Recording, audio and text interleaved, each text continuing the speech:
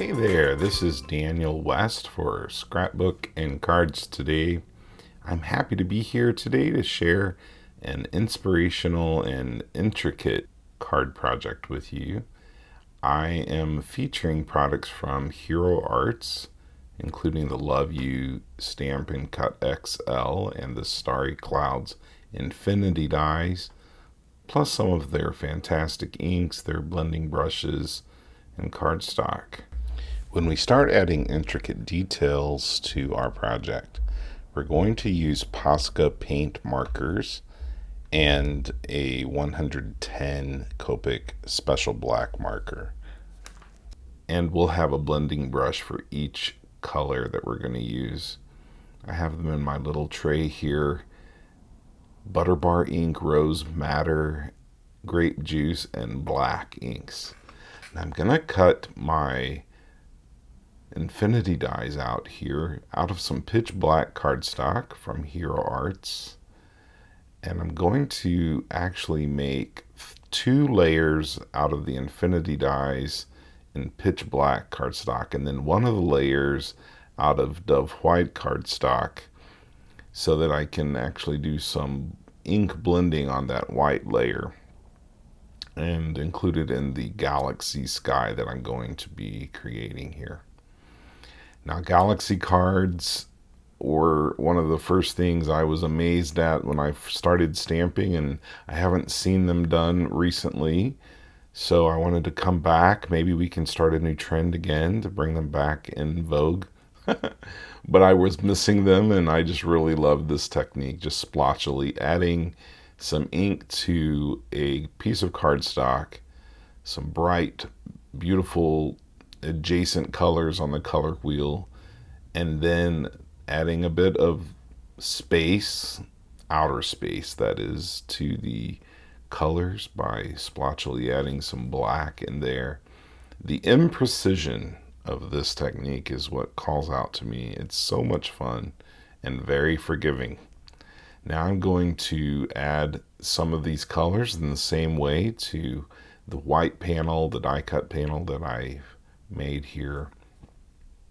This will help to add a bit of a kind of a gradient look to our finished project, starting with the lightest scene in the background and then adding a little bit darker scene in front, and then the very dark pitch black panels over the top. Now, this looks like a hot mess, but it's not. We'll fix it up. Or maybe it was, but we fixed it. That's the beauty of galaxy scenes. Now I am going to copy the form of these clouds that are, I guess they're space clouds, jetting into the galaxy scene that we've created just using a black marker. This is a Copic Chow 110 special black, and I'm just creating a little cloud in the same kind of shape, a couple of them in the same kind of shape that is already there in the die cut. And now I'm taking a Posca white paint marker, this is the larger one, and dotting in some stars here and there, larger stars. And then I'll make some even bigger ones, kind of poking through here and there, just to make the scene look like it continues off to the side. Here's an even larger one.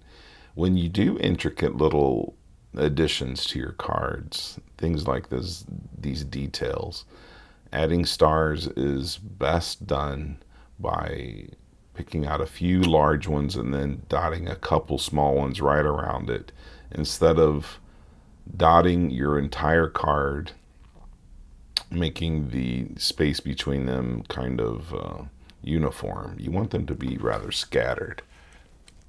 So this kind of helps, just adding a large one and a few small ones in around them keeps from making a pattern of your stars. Now I have a smaller Posca white paint marker here, and I'm going to add in lots of little dots here. This adds so much interest and life to the project.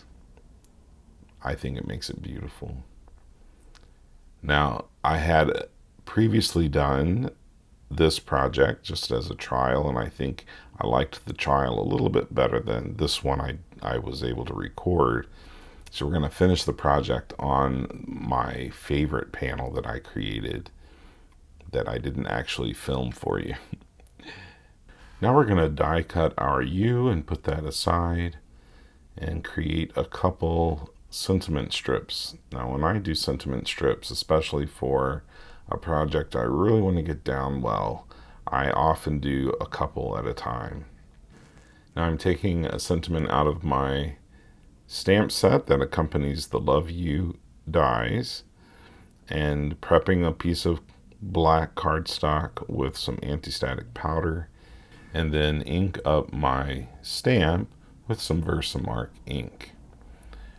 This Versamark ink pad is brand new, super clean and juicy, so I know I'm going to get a great impression just with a stamping block. Once I have my sentiment stamped twice, I'm going to melt some white embossing powder from Hero Arts over the top of this with my heat tool. This is white detail.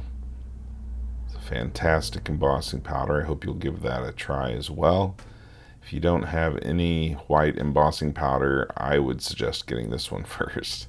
It does a really great job with sentiments.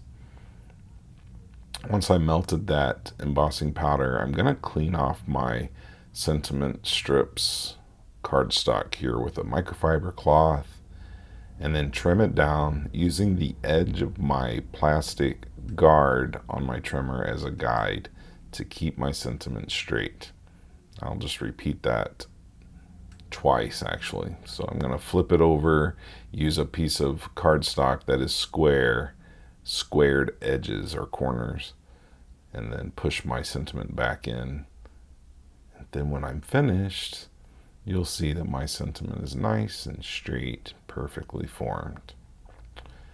Now here I'm popping up my U on the front of my panel. I used 2 pieces of foam tape on the Y and just one on the U, and then doubled up on one end of the sentiment strip because of the layers on the front of the project. Here I'm going to use some clear enamel dots from Hero Arts. I love these because they have 3 sizes on each sheet and they're clear, so they pick up the color behind them. I think they're fantastic. And to finish off my project, I'm going to adhere it with some liquid adhesive to the front of a top folded dove white card from Hero Arts. I hope you've enjoyed your time with me today, and I hope you'll also give this little project a try. If you haven't subscribed to the Scrapbook and Cards Today YouTube channel, consider hitting that button. Thank you, and I hope you have a wonderful day.